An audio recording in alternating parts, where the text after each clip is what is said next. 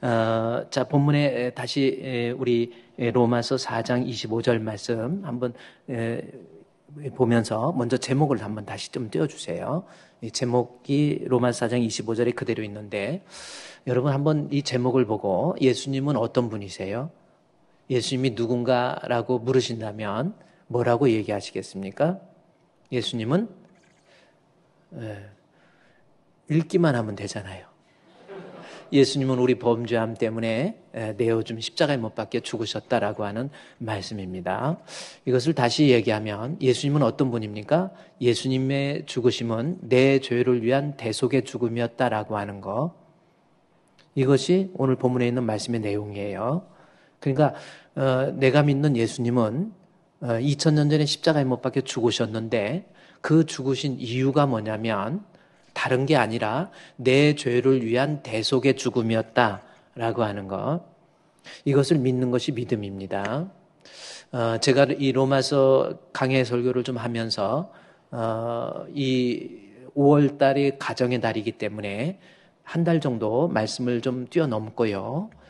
그래서 또 이 4월 달에 우리 예수님이 어떤 분인지 내가 예수 믿는다 말은 하지만 내가 예수 믿는다라고 하는 것이 무슨 뜻인지 잘 모르고 있는 사람들, 아니 교회는 다니지만 자기 교회에서 여러 가지 일을 봉사하고 일은 하지만 정말 그 마음속에 우리 예수 그리스도에 대한 확고한 믿음이 없는 사람들, 그것은 왜 그런지 바울이 본문을 통해서 우리에게 이야기해 주고 있는 거예요. 자, 오늘 본문 로마서 4장 25절 말씀 여러분이 성경을 보세요. 자, 우리가 예수 믿는다라고 하는 것은 결국 뭐냐면 예수님은 우리가 범죄한 것 때문에 십자가에 못 박혀 죽으셨다라고 하는 것. 이것을 믿는 것이 믿음입니다. 바울이 계속해서 예수님 믿는 것이 예수님의 탄생, 예수님의 죽으심, 예수님의 부활을 얘기하면서 본문에서 우리가 예수 믿는다라는 것은 예수님이 나를 위해서 죽으셨다라고 하는 것, 대속의 죽음을 믿는 것이 믿음이라는 거예요. 그래서 바울은 이 사실을 계속 강조하기 위해서 예수님은 우리가 범죄한 것, 내 죄 때문에 라는 거 계속해서 바울이 이 본문을 설명을 시작하는 거예요. 그래서 이 4장 25절에 우리라는 말을 이야기하면서 그리고 우리를 의롭다 하시기 위해서라는 이야기를 하면서요. 5장 1절부터 여러분이 성경을 한번 볼까요? 계속 강조하는 것이 바로 우리라는 말입니다. 그러므로 우리가 믿음으로 의롭다 하심 받았으니 우리 주 예수 그리스도 해서 예수님의 십자가의 죽으심이 우리라고 하는 것을 이 문자, 이 단어의 반복을 통해서 우리에게 지금 강조해 주고 있는 거예요. 예수님의 죽으심은 분명히 내 죄를 위한 십자가의 죽음이다라고 하는 거 강조하고 있다라는 겁니다. 5장 2절에서도 또 보십시오. 로마서 5장 2절 말씀에 또한 그로 말미암아 우리가 믿음으로 서 있는 이 은혜에 들어감을 얻었으며 라고 해서 또 우리라는 말을 본문에서 의도적으로 강조하고 있다라는 겁니다. 5장 3절에서도요. 다만 이뿐 아니라 우리가 환난 중에서도 즐거워하나니 해서 우리라는 말을 계속 강조하고 있는 거예요. 예수님의 죽으심은 바로 내 죄를 위한 대속의 죽음이었다라고 하는 거. 5장 5절에서도 소망이 우리를 부끄럽게 하지 아니함은 우리에게 주신 성령으로 말미암아 하나님의 사랑이 우리의 마음에 배서 계속해서 우리라는 말, 예수님의 십자가의 죽으심은 어떤 사고나 어떤 사회적인 어떤 로마에 항거하다가 죽은 그러한 죽음이 아니라 예수님의 2000년 전에 죽으신 십자가의 죽음의 사건은 내 죄 없애기 위한 대속의 죽음, 계속해서 강조하고 있지요. 그것이 6절에서도요. 여러분 보십시오. 우리가 아직 죄인 연약할 때에 해서 우리를 위하여 죽으셨다라는 말. 7절 말씀에서도 의인을 위하여서 이야기하다가 여러분 8절 말씀해 보십시오. 우리가 아직 죄인 되었을 때에 그랬죠? 우리 하나님께서 우리에 대한 자기의 사랑을 확증하셨다 해서 우리 강조하고 있잖아요. 9절에서도 이제 우리가 그의 피로 말미암아 해서 우리라는 말을 계속해서 강조하고 있는 거예요. 예수님의 죽으심은 바로 내 죄를 위한 대속의 죽음. 10절 말씀에서도 우리가 원수 되었을 때에 그의 아들의 죽으심으로 말미암아 하나님과 화목하게 하였은즉 해서 이 우리라는 말을 또 강조하고요. 마지막 11절 말씀에서 보면 그뿐 아니라 이제 우리로 화목하게 하신 우리 주 예수 그리스도로 말미암아 하나님 안에서 또한 즐거워한다라는 말씀, 죄의 문제가 해결돼서 예수님이 우리를 위해서 나를 위해서 대신 죽으심으로 하나님과 화목하게 되었다라고 하는 것으로서 말씀을 11절까지 말씀을 통해서 바울이 우리에게 강조하고 있다라는 겁니다. 다시 4장 25절 여러분 4장 25절 말씀 우리 예수님 우리 때문에 내 죄 때문에 대신 십자가에 죽으신 것을 여러분 믿으십니까? 이것이 믿음이에요. 내가 믿음 나 예수 믿어 도대체 뭘 믿습니까? 죽을 때까지 우리가 지식을 따라서 이 말씀의 의미를 제대로 알고 죽을 때까지 예수님 나를 위해서 십자가에 못 박혀 죽으신 것을 믿는 것이 믿음이에요. 그 믿음을 갖게 되면 5장 1절에서 뭐라고 그럽니까? 5장 1절에서 그러므로 우리가 믿음으로 그래요. 믿으면 어떻게 됩니까? 의롭다 하심을 받게 되는 거예요. 예수 믿을 때 의인, 죄인이 의인되고 그렇죠? 사망에서 영생으로 지옥에서 천국으로 옮겨지는 거예요. 우리가 예수 믿는다라는 것은 뭐예요? 예수님은 내 죄 없애기 위해서 우리 예수님이 대신 십자가에 못 박혀 죽으셔서 예수님은 나의 구주가 된다라고 하는 것을 믿는 것이 믿음입니다. 이 믿음 굳세야 돼요. 죽을 때까지 간직할 수 있는. 그래서 바울이 로마서 1장부터 쭉 이야기하면서 내가 예수 믿는다라는 거, 예수님은 나를 위해서 십자가에 못 박혀 죽으셨다라고 하는 것, 그것을 믿어야 로마서 5장 1절에 나온 것처럼 우리가 믿음으로 의롭다 하심을 받게 돼요. 칭의라는 거죠. 예수 믿지 않으면 내가 의인 될 방법이 없습니다. 그래서 믿음으로 의롭다. 그래서 제가 여러분께 그러죠. 가진 거 없고 의지할 데 없고 못 배워서 예수 믿는 게 아니에요. 죽고 사는 문제예요. 지옥 가느냐 천국 가느냐 이 문제가 바로 예수 믿는 믿음에 걸려 있는 거예요. 기독교는 윤리를 말하는 종교가 아닙니다. 윤리가 없는 것은 아니지만 어떤 공자나 맹자처럼 윤리나 도덕을 말하는 종교가 아니에요. 선하게 삽시다. 착하게 삽시다. 그것을 가르치고 그것을 논하는 종교가 아닙니다. 나 같은 죄인을 위해서 우리 예수님이 십자가에 못 박혀 죽으심으로 나는 이제는 의롭다 하심을 받게 되어서 죄인이 의인됐고 나는 죄인이지만 우리 주님께서 십자가의 대속의 죽음을 통해서 나는 천국에 간다. 그것이 믿음입니다. 여러분 어떻습니까? 이 믿음이 있습니까? 한번 생각해 보세요. 로마서 강해가 조금 힘들어도요. 제대로 믿음 점검해보고 진짜 신자 돼야 되거든요. 어떤 기본적인 종교적 감정 이것이 조금 승화되었다고 해서 교회에서 그래요. 지난 토요일 날 우리 임직자 뽑은 것처럼 시간이 가서 장로가 됐다고 천국 가는 거 아니에요. 안수집사가 됐다고 천국 가는 거 아닙니다. 권사 됐다고 천국 가는 거 아니에요. 믿음 없어도 얼마든지 장로 될 수 있고 안수집사 될 수 있고 권사 될 수 있습니다. 믿음이 없이도 일은 할 수 있지만 믿음이 없이는 하나님을 기쁘시게 못해요. 반드시 예수 믿어야 돼요. 근데 예수 믿는다라는 것은 뭡니까? 내 죄를 위해서 예수님이 십자가에 못 박혀 대신 죽으셨다라고 하는 대속의 죽음을 믿는 것이 믿음이라는 겁니다. 우리 주풍교회 성도들 예수 믿으세요. 아멘. 죽을 때까지 내가 나이가 들어서 정신이 좀 흐릿해지고 치매가 든다 할지라도 내가 끝까지 예수님은 나의 구주, 나의 생명. 할렐루야. 이 믿음 가지고 살아야 돼요. 그렇다면 이 말씀 로마서 4장 25절 말씀에 예수는 우리가 범죄한 것 때문에 십자가에 못 박혀 죽으셨다고 그랬는데 그러면 예수님께서 왜 하필이면 십자가에 그렇게 잔인하게 죽으셔야 됐는가라고 하는 겁니다. 다른 방법 없을까요? 예수님이 꼭 그렇게 비참하게 이때 당시에 십자가에 못 박혀 죽는다는 것은 가장 처참한 처형법이거든요. 예수님이 왜 십자가에 못 박혀 죽으셔야 됐지요? 그 이유는 내가 어떤 존재인가를 나 자신이 하나님 앞에 어떤 존재인가를 제대로 인식하면 예수님의 십자가의 죽으심이 나를 위한 대속의 죽음이 나를 향한 그리스도의 엄청난 사랑이구나라는 것도 깨닫게 되는 거예요. 그러면 예수님이 우리를 위해서 십자가에 못 박혀 죽으셨는데 나는 어떤 존재인가라는 겁니다. 어떤 존재였는지 이것을 바울이 설명을 해주는 거예요. 예수님이 십자가에 못 박혀 그렇게 비참한 방법으로 죽으셔야 될 이유를 이야기해주고 있는 거지요. 그래서 로마서 5장에서 쭉 내려가다가 5장 6절에 여러분이 성경을 보면 예수님이 십자가에 못 박혀 죽으실 이유에 대해서 우리에게 설명해주고 있는 겁니다. 5장 6절이 뭡니까? 우리가 아직 뭐 할 때? 연약할 때. 내가 어떤 존재예요? 우리가 아직 연약할 때라는 겁니다. 이 말씀 대단히 중요한 말씀이에요. 여러분, 이 말씀, 그러니까 내가 어떤 존재인지 이거부터 자기 자신이 자각을 할 줄 알아야 돼요. 그래서 내 자신이 어떤 존재인가, 우리가 아직 연약하다라는 이 표현을 합니다. 그러면 여러분, 이 말씀에 대해서 어떻게 해석할 겁니까? 예수님이 십자가에 못 박혀 죽으셔야 되는데 내가 연약할 때라고 하는 것, 이 말씀은 무슨 뜻이냐는 거죠.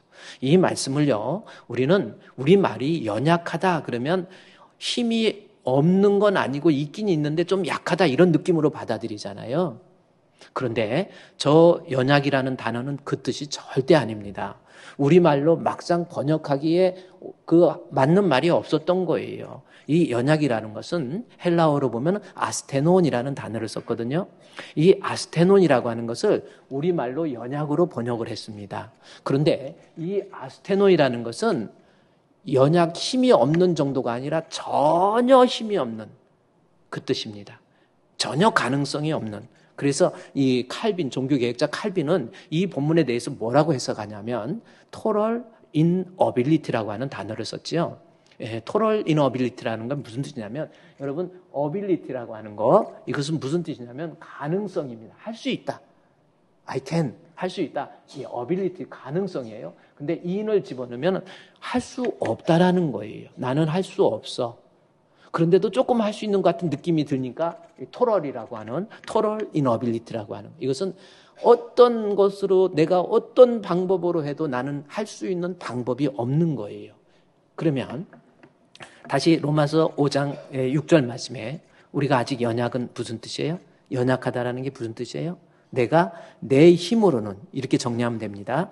내 힘으로는 이 죄의 문제를 해결할 수 있는 방법이 전혀 없는 거예요. 내 자신이 이것을 해결하기 위해서 돌을 닦고 뭐 노력하고 힘쓰고 애쓰고, 아니 내 힘으로 해결할 수 없으니까 다른 사람이 나를 도와줘가지고 어떻게 한번 이 죄의 문제를 해결하려고, 그것도 안 돼요. 다른 사람이 안 되면 세상에서 돈으로, 명예로, 다른 어떤 방법으로도 이 죄의 문제를 해결할 수 있는 방법이 없어요. 그게 연약이라는 뜻입니다.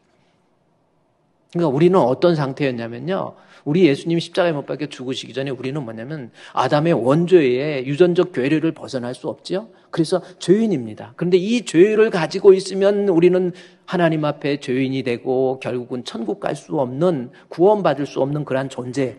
그런데 이 죄의 문제를 해결할 수 있는 방법이 전혀 없는 거예요. 제가 하나 영상을 띄워주기 전에 잠깐 설명을 해주면요, 제가 TV에서 어느 영상을 보면서 가슴 뭉클한 그런 것이 좀 보이더라고요.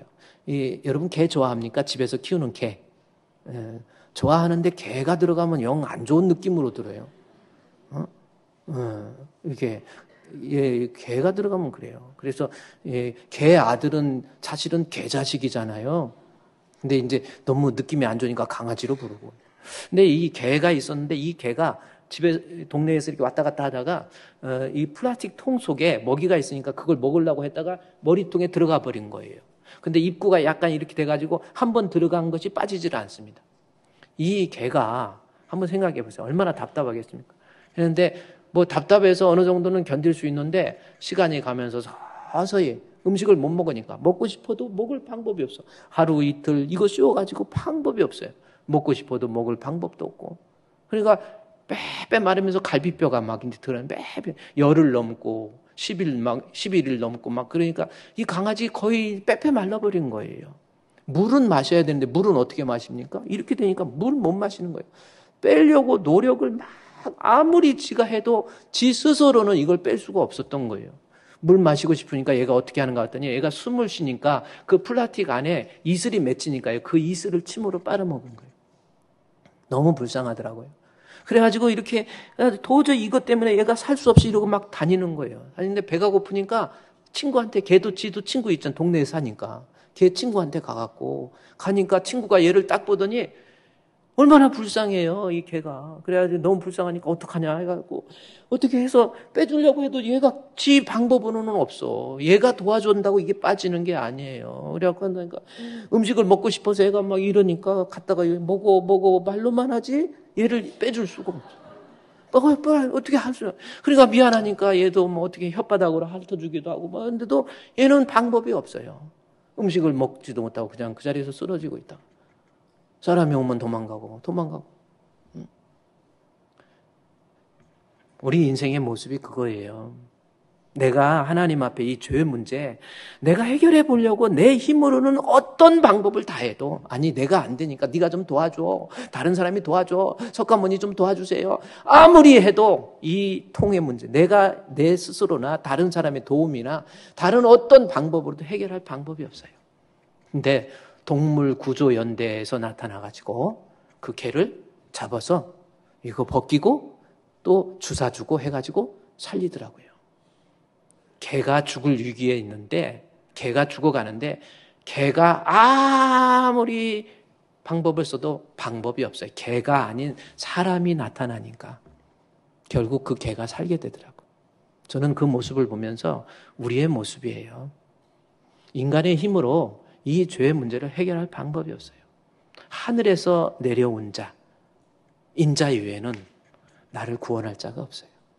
잠깐 여러분이 이것을 앞으로 우리가 아직 연약할 때 로마서 5장 6절 말씀에 생각을 하면서요. 영상 하나 제가 띄워줄 테니까 잊지 말고 앞으로 연약이라는 게 무슨 뜻이에요? 내 힘, 아니 다른 사람의 도움, 아니 세상의 그 어떤 것 가지고도 이 죄의 문제를 해결할 수 있는 능력이 inability, 전무의 total inability예요. 영상 한번 참고하도록 하겠습니다. 어떻게 지워줘? 빡겠네.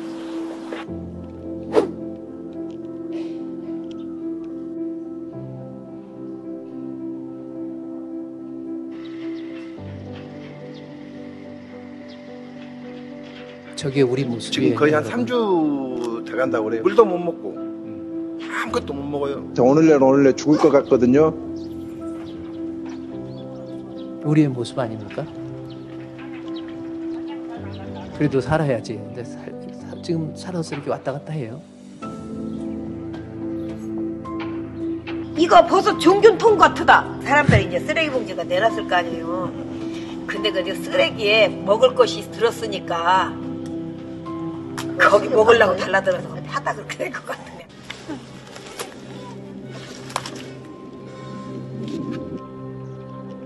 버섯, 종균, 씨앗 뭐 있잖아요.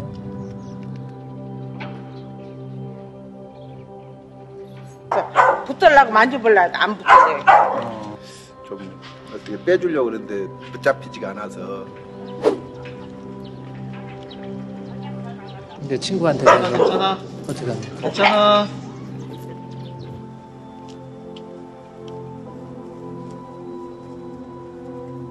예수 믿으면 살아요, 저거.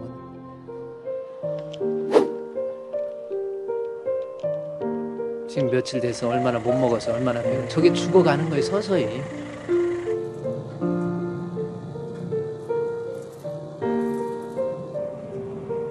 친구한테 가봐요.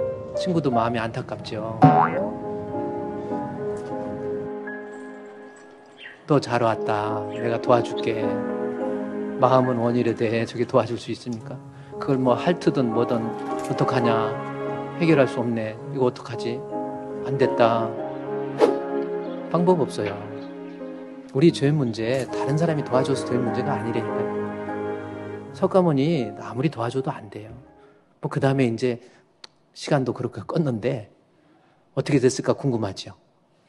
다음에 이제 동물구조연대에서 와서 이것을 잡아서 영양주사 놓고 이거 벗기고 간단하게 해결해서 지금은요 아까 버섯 종균 속에 들어간 거예요. 그것이 거기서 먹으려고 들어간 것이요 하고 그 집에 들어가서 행복하게 살았어요. 여러분이 지금 저 모습이 저는 저걸 보면서 우리의 모습이에요. 우리는 죄로 인해서 서서히 죽어가고 있는 거예요. 우리의 육신이 끝나면 죄로 인해서 우리는 멸망할 수밖에 없는 거예요. 그런데 내 힘으로 해결해 보려고 세상에서 돌을 닦아보기도 하고 불교에 가가지고 뭐 별거 방법 없다니까요. 내 힘으로 안 돼요. 아무리 좋은 친구가 도와주려고 해도 안 돼요. 세상의 돈으로도 명예로도 어떤 것으로도 안 돼요. 개는 개를 살릴 수가 없어요. 인간은 인간을 살릴 수가 없습니다. 하나님이 되셔야 돼요. 그래서 우리 예수님이 성령으로 잉태해서 하나님이 사람 되셔서 우리를 구원해 주시는 거예요. 방법은 예수 믿는 길밖에 없습니다. 예수 십자가에 흘린 피로써 그대는 씻기어 있는가? 마음속에 여러 가지 죄악을. 여러분 그래요. 한번 생각해 보세요. 내가 정말 예수 믿음으로 살 수 있는 방법. 로마서 5장 6절 말씀 앞으로 저 영상 기억하시고요. 예수님의 십자가의 죽으심이 아니면 방법이 없단 말이에요. 그렇잖아요. 그게 연약할 때라는 겁니다. 적당히 약할 때가 아니에요. 예수님 아니면 방법이 없어서 우리 예수님께서 나를 위해서 죽으신 거예요. 제가 석가모니 같은 분들도 자비도 있고요. 아까 그 개 오니까 얼마나 불쌍하겠어, 친구가.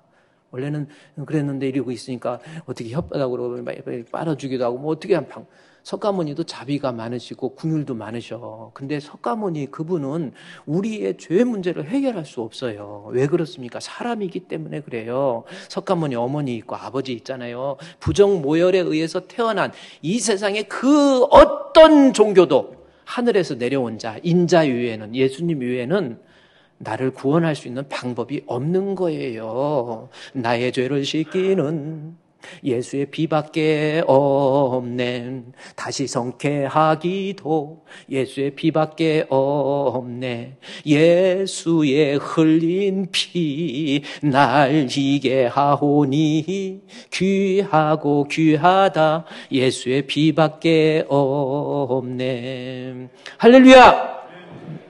예수의 피밖에 없어요.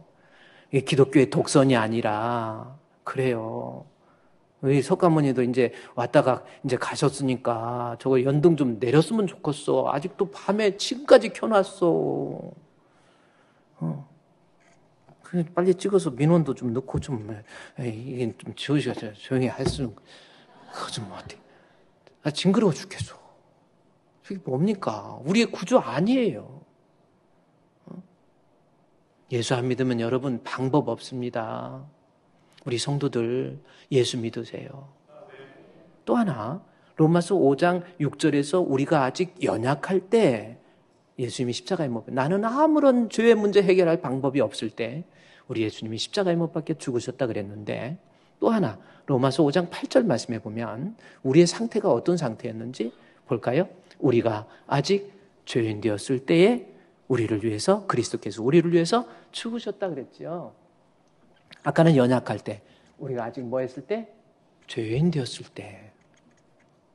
그러면 연약할 때는 가능성이 없어, 내 방법이 없을 때라고 한다면 여기서 죄인 되었을 때 이것은 또 무슨 뜻이냐는 거죠. 여러분 이 성경 여기 어떻게 해석할 겁니까? 성경 제대로 알아서 성경을 통해서 생긴 믿음이 구원 얻는 믿음이지 그냥 종교심을 승화시킨다고 믿음 아니에요. 죽고 사는 문제란 말이에요. 여러분, 우리 예수님은 내가 죄인 되었을 때에 그리스도께 우리를 위해서 죽으셨어요. 그러면 먼저 이 죄인이라는 것은 무슨 뜻인가라는 겁니다. 죄인은 우리가 생각할 때 우리가 살인죄, 간음죄 뭐 이런 거 없는데 내가 무슨 죄인이야 이렇게 말할 수 있지요. 그런데 여기에서 사용된 죄인이라는 것은 헬라어에 보면 하마르톨론이라는 단어를 썼습니다. 이 하마르톨론이라고 하는 단어는 관역에서 벗어난다라는 문자적인 의미인데 이것이 성경에서 사용될 때에는 하나님의 뜻, 하나님의 법에서 벗어난다. 이게 죄인입니다. 그러니까 죄라고 하는 것이 어떤 성문화된 어떤 성문법에 의해서 형사소송법에 의해서 어떤 민사소송법에 의해서 걸려가는 저촉되는 부분이 죄가 아니고 그것만을 포함하는 것이 아니고 윤리적으로 도덕적으로 법적으로 아니 종교적으로 우리 인간의 전적인 머리끝부터 발끝까지 말하는 것부터 행동하는 모든 것까지 죄로 완전히 오염된 그러한 상태라고 하는 겁니다. 그래서 여기서 이 죄는 그냥 적당히 뭐 해서 해결할 수 있는 죄가 아니고요. 전 인격적으로 완전한 타락. 그래서 이 부분에 대해서 아담의 원죄로 말미암아 인간에게 미쳐지는 완전한 죄성. 그래서 이 본문에 대해서 칼빈은 이 뭐라고 그러냐면 depravity라고 하는 단어를 씁니다. 거기에다가 total depravity라고 하는 단어를 쓰지요. depravity라는 것은 무슨 뜻이냐면 썩었다, 부패했다라는 겁니다. 근데 조금만 부패한 게 아니야. 완전히 부패해서 그래요. 인간은 완전히 부패했다라는 겁니다. 완전한 죄인이라는 거예요. 그러면 로마서 5장 8절. 자, 저기까지 정리가 됐지요? 우리 예수님은 우리가 죄인 되었을 때, 완전한 죄인 되었을 때 우리 예수님께서 십자가에 못 박혀 죽으셨다. 그러면 완전한 죄인이라는 것을 문자적으로 하마르톨론이라는 단어를 통해서 완전한 죄인, 완전한 타락 뭐 이렇게 이해했다면 그것은 또 그래 완전한 죄인, 완전한 타락.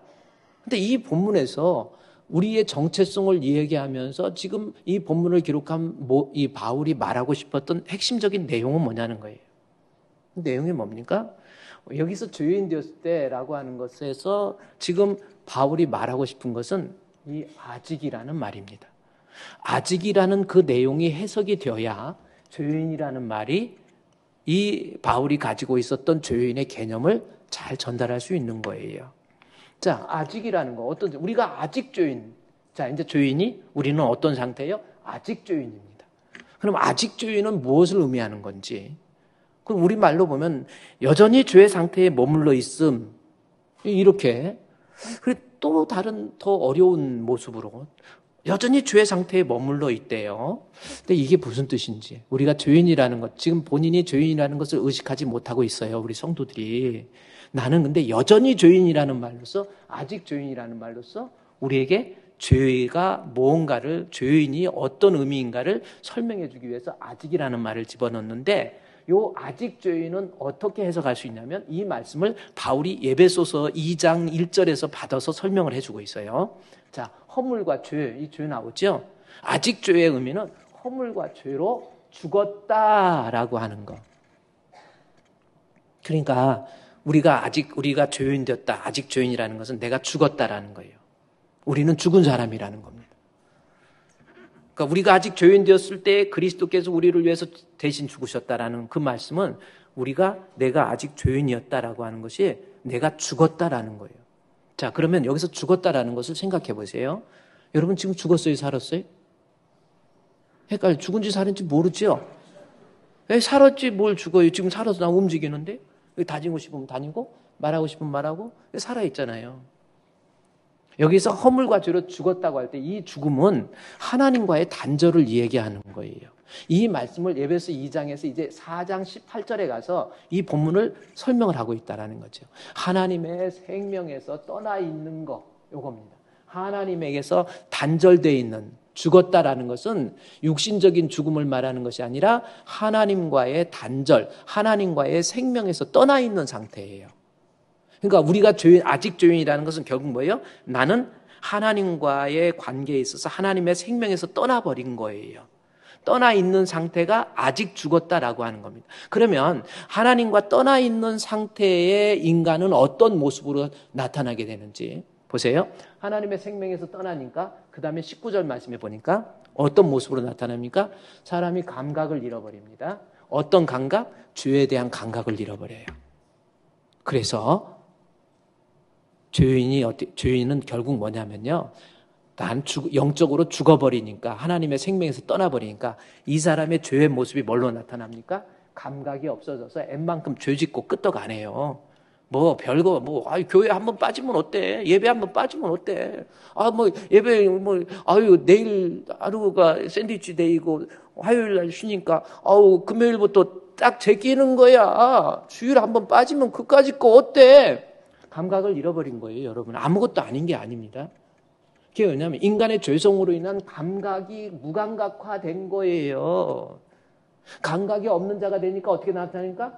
그 다음에 감각이 없어지다 보니까 방탕한 사람이 되고, 그렇죠? 그 다음에 욕심으로 행합니다. 두 가지 나타나는 거예요. 근데 이 방탕과 욕심이 아주 중요한, 지금 창세기 6장에서 노아 때 홍수가 임하기 이전에 인간의 심판받을 수밖에 없는 인간상을 그대로 창세기 6장을 소환해서 모세가 신학적으로 해석한 거예요. 제가 구약은 성경을 해석할 때 구약은 그림이라고 한다면 신약은 해설이다 그랬지요. 창세기 6장을 자 보세요. 하나님의 생명에서 떠나니까 이제 어떻게 됩니까? 그래요. 방탕에 방임해버리는 거예요. 방탕의 방임이라는 것은 정말 아까 쉽게 얘기했듯이 지 죄의 본성으로 오염된 대로 지 하고 싶은 대로 다 해버리는 것을 방탕의 방임이라고 이야기하는 거예요. 그러면 방탕에 지 하고 싶은 대로 그러니까 뭐냐면 하나님의 생명에서 떠나니까 즉 우리가 아직 죄인이라는 것은 뭐냐면 세상에 살아가면서 지 하고 싶은 대로 지는 누굽니까? 죄로 오염된 상태에서 죄의 편향성을 가진 이 인간이 지 하고 싶은 대로 마시고 싶다고 막 술 버걱버걱 마시고 피우고 싶다고 담배 뽀꼼뽀꼼 다 피우고 뭐 어때 이게 뭐가 죄야? 지 하고 싶은 대로 하는 거예요. 때리고 싶다고 때리고 욕하고 싶다고 욕하고 싸우고 싶다고 싸우고 이게 방탕이라니까요. 이게 바로 죄인된 모습을 구체적으로 그려놓는 거예요. 제가 여러분도 알겠죠. 부산 돌려차기 사건 아십니까? 새벽 5시에 여자분이 지나가니까 남자가 운동을 하셨는 것 같아요. 태권도를 하셨는데 이 돌려차기를 해가지고 머리를 사정없이 때려가지고 완전히 기절시켜버려서 거의 죽게 만들었어요. 제가 한번 영상 한번 보여드릴게요. 제가 피해자 발견 직전인 새벽 5시 1분경 피해자가 오피스텔 로비를 통해 엘리베이터로 들어오는 장면이 CCTV에 찍혀 있었습니다. 핸드폰에 정신이 팔려있는 상황. 그런데 바로 뒤이어 피해자를 쫓아 오피스텔로 들어오는 남자가 보였습니다. 하필 그날 오피스텔 1층 출입 시스템이 고장나서 문이 열려있던 상황. 검은 옷을 입은 남자는 성큼성큼 피해자의 뒤를 밟아 엘리베이터 앞까지 오더니 다리를 높이 들어 돌려 찍는 자세로 피해자의 뒤통수를 내리쳤습니다. 큰 충격에 그대로 벽에 부딪혀 바닥에 쓰러지는 피해자. 그녀는 본능적으로 얼굴을 가렸고 피해자는 얼굴을 정확하게 노려서 온 힘을 다해 걷어차기 시작했습니다. 5번의 공격 후 피해자의 양팔은 강직 상태로 굳어서 펴졌습니다.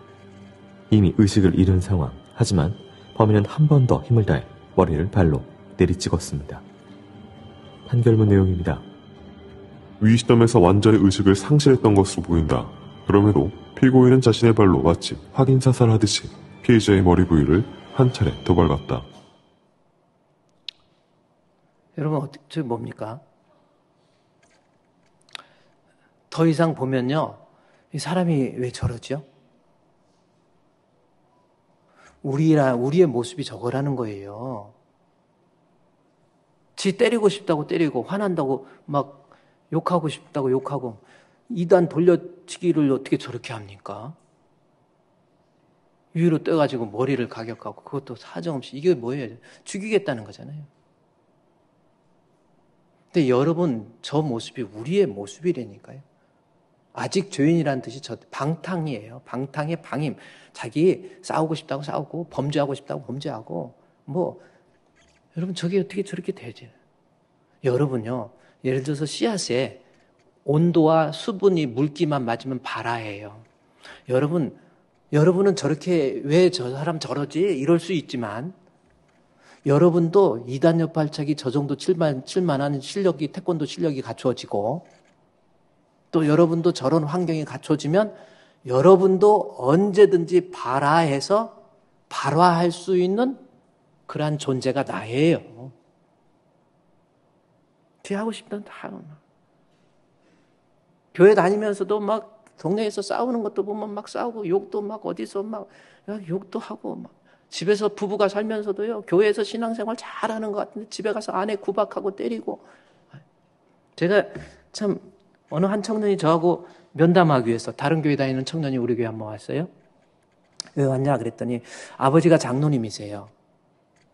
어머니는 권사님이시고 그런데 아버지가 어머니를 그렇게 장로님인데 어머니를 그렇게 폭행을 하는 거예요. 때리는 거예요. 한 번 때리기 시작하니까 계속 이래가지고 폭행을 하는 거예요. 근데 그날은 금요일이었다고 합니다.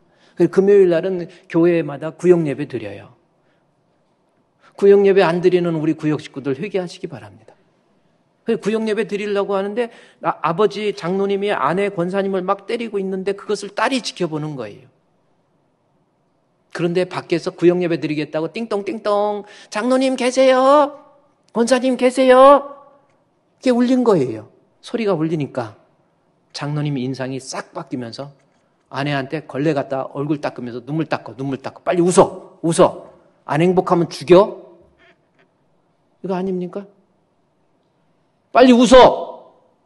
그래가지고 막 걸레로 눈 닦아주고 저기 하고 교인들 왔잖아! 빨리 이리 와! 해가지고 다 해가지고 어느 정도 울음 끝이게 하고 난 다음에 문을 열더니 그 장로님 아이고 할렐루야 권사님 안녕하십니까 하하하 이게 뭐예요? 이게 우리 인간의 죄성이에요. 그걸 보고 딸이 뭘 느낀 줄 아세요? 아버지! 장로 그만둬! 나 아버지가 대표기도 하는 거 나 못 들어! 그래 교회 나왔잖아요.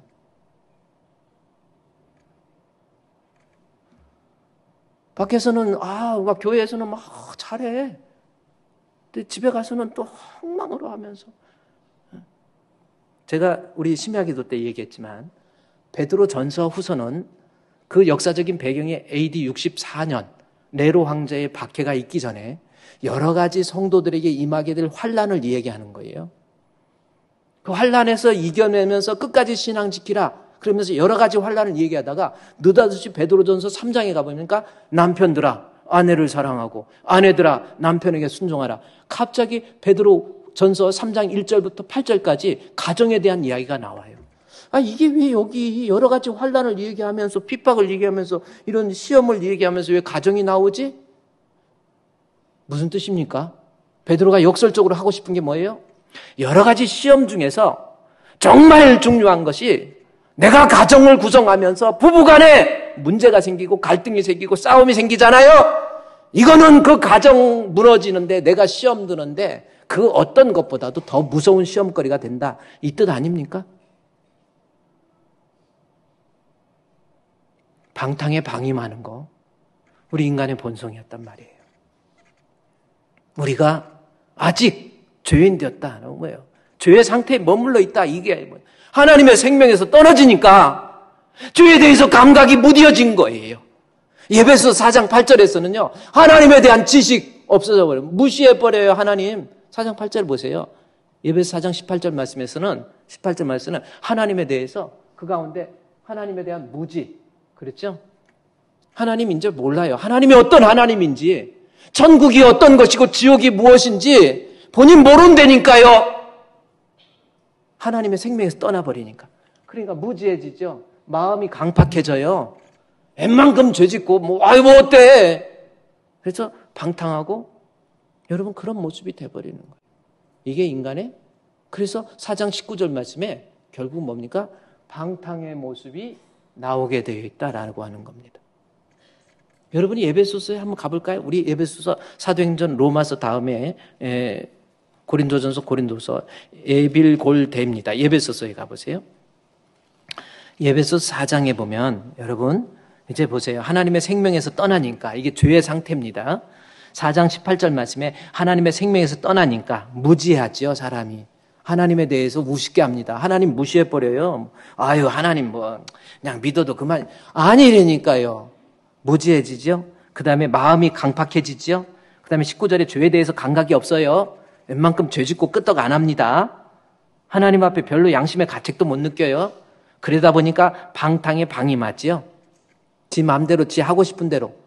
지난번에는 보디빌더 하는 사람이 주차 문제로 시비가 걸려가지고 여러분도 잘 알다시피 여자분이 차 좀 똑바로 좀 대세요. 그랬다고 이게 어디서 그러냐고. 아니 그 보디빌더 해갖고 싸워도 어떻게 여자분을 그렇게 때립니까? 때리고 발길질하고 갈비뼈 부러뜨리고 이겼네.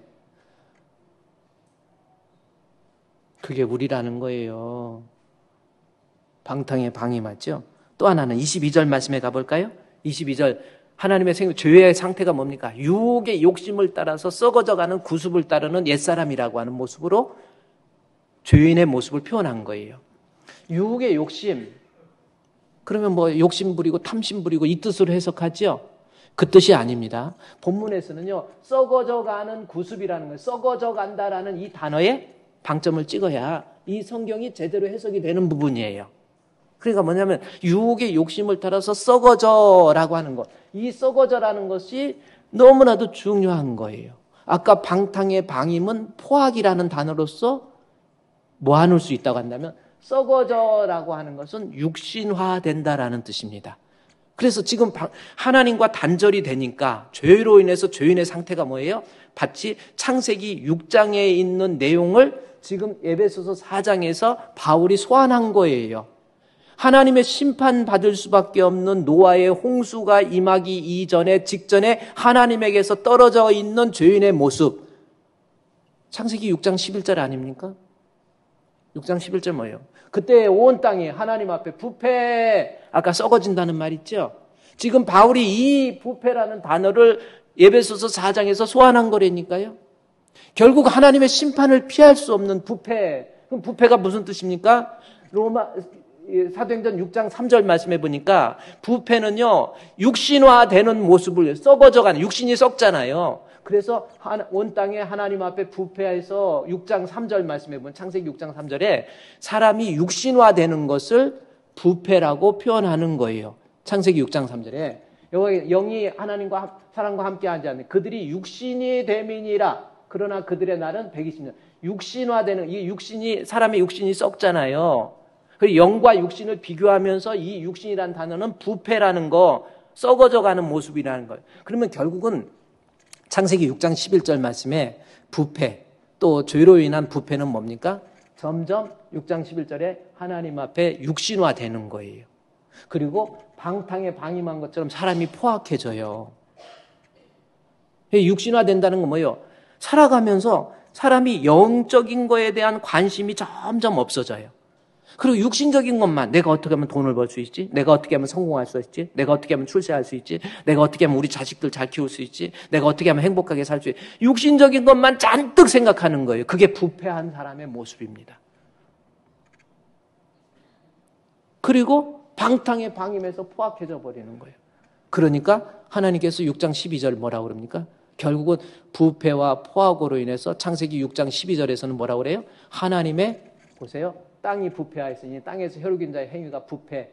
혈육 있는 사람이 다 육신적으로만 살아가니까 13절 말씀해 보니까 하나님이 노아에게 이르시되 모든 혈육 있는 자의 포악함, 그 다음에 부패, 아까 나와 있는 부패함이 가득함으로 그 땅과 함께 멸하려. 하나님의 심판이에요. 결국은요, 죄인이라는 것은 뭐, 다시 이제 에베소서 6장에 한번 4장에 가볼까요? 자, 이제 성경 보세요. 에베소 4장. 로마서 먼저 5장 8절 말씀을 보고 이 본문으로 옵시다. 로마서 5장 8절. 우리가 아직 죄인 됐다. 그러면 이제 여러분이 머릿속에 어떤 걸 인식해야 돼요? 나 죄전 안 졌어. 뭐 나는 이 정도면 괜찮아. 아닙니다. 우리는 하나님의 뜻에서 벗어난 모든 것이 죄인인데 이 아직 죄인이라는 말을 통해서 하나님의 생명에서 떠나 있는 상태를 이야기하는 거예요. 그러면 하나님의 생명에서 떠나 있는 상태가 뭔지 에베소 4장에 이제 가보면 4장 18절에서 하나님의 생명에서 떠났지요? 18절에? 그러니까 어떻게 됩니까? 그들은 그 다음에 19절 말씀에 방탕에 방임하게 되고 그 다음에 22절 말씀에 점점 육신화돼 버리는 거예요. 결국은 하나님의 심판을 피할 수 없는, 결국은 그 심판 때 구원받을 수 없는, 멸망받을 수밖에 없는 인간의 모습, 그게 하나님의 생명에서 떠나 있는 죄인의 모습이에요. 우리가 아직 죄인 됐다라는 것은 이제 무슨 뜻입니까?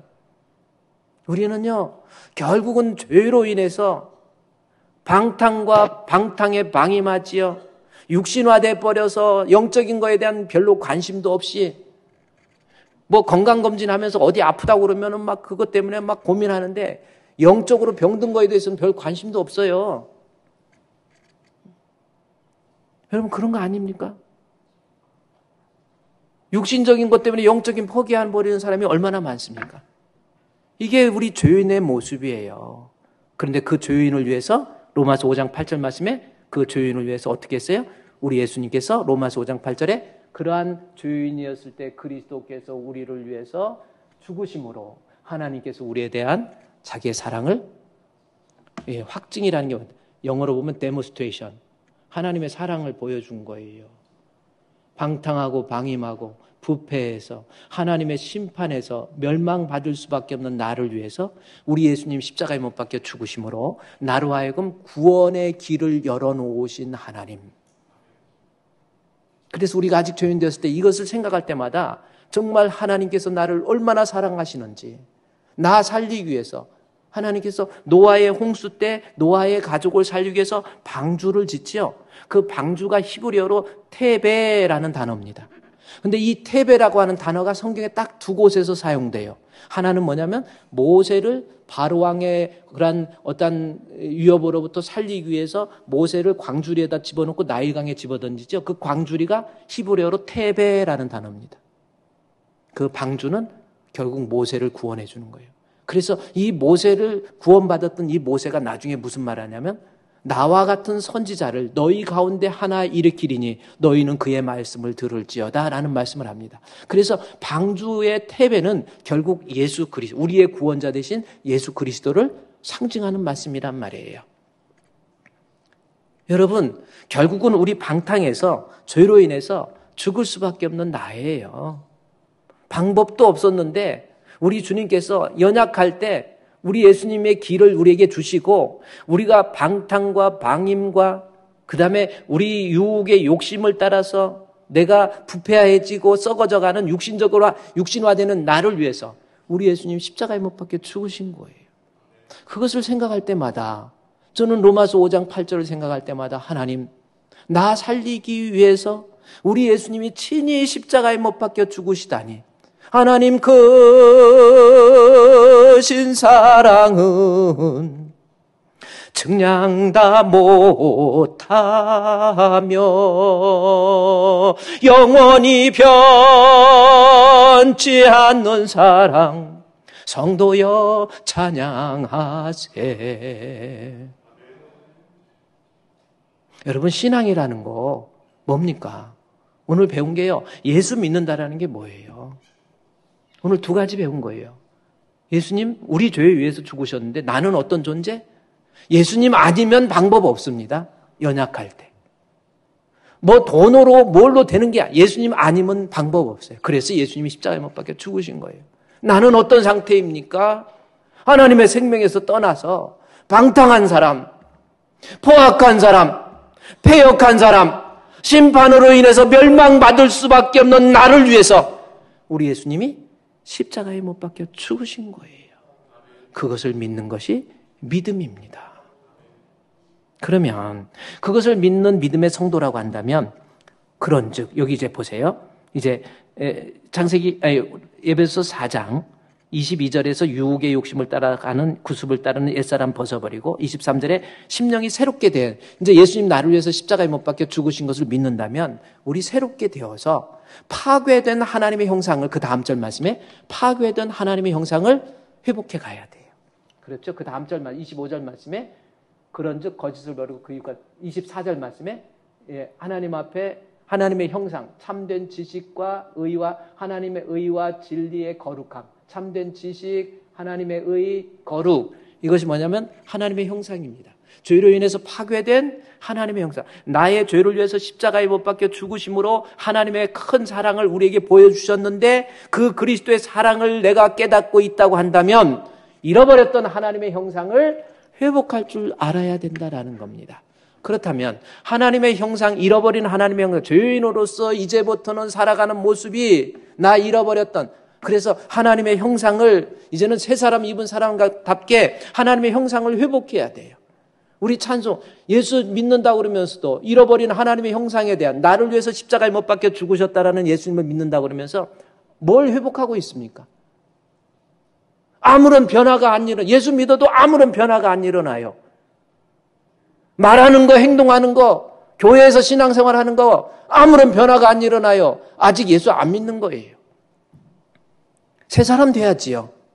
의와 진리의 거룩하심을 입은 새 사람. 나 이제 주님의 새 생명 얻은 몸, 옛것은 지나고 새 사람이로다. 그 생명 내 맘에 강같이 흐르고 그 사랑 내게서 해같이 빛난다. 영생을 누리며 주 안에 살리라. 아멘. 오늘도 내일도 주 함께 살리라. 주 따라 가는 길 험하고 멀어도 힘들어도 어려워도 이런 일 있고 저런 일 있어도 별일 다 있어도 나를 위해서 대신 십자가에 못 박혀 죽으신 우리 예수님 앞에 주 따라 가는 길이 좀 험하고 멀어도 찬송을 부르면 뒤따라 가야지요. 아무것도 아닌 거 가지고 원망하고 불평하고 툭하면 교회 다니네 안 다니네. 목사님 위해서 신앙생활하는 거 아니에요, 여러분. 새 사람 되세요. 그러면 새 사람 되는 구체적인 모습이 예배서 4장 25절부터 나와 있습니다. 이 본문은 다음 주에 우리가 새 사람 되는 것이 어떤 건지 다음 주에 구체적으로 공부하도록 하겠습니다. 오늘 여러분 한번 생각해 보세요. 내가 하나님 앞에 어떤 죄인인가 한번 생각해 보세요. 우리 예수님은 나를 위해서, 내 죄를 위해서 십자가에 못 박혀 죽으셨습니다. 아멘. 나는 어떤 존재예요? 예수님 아니면 이 죄 문제 해결할 방법이 없었어요. 나는 어떤 존재입니까? 하나님의 생명에서 떠나서 방탕하게 방임하면서 또 유혹의 욕심을 따라서 부패와 폐역 속에서 살아갔던 죄인인 것을 회개할 수 있는 우리 성도. 그래서 예수님 믿음으로 새 사람 되시기를 우리 주님의 이름으로 축원드립니다.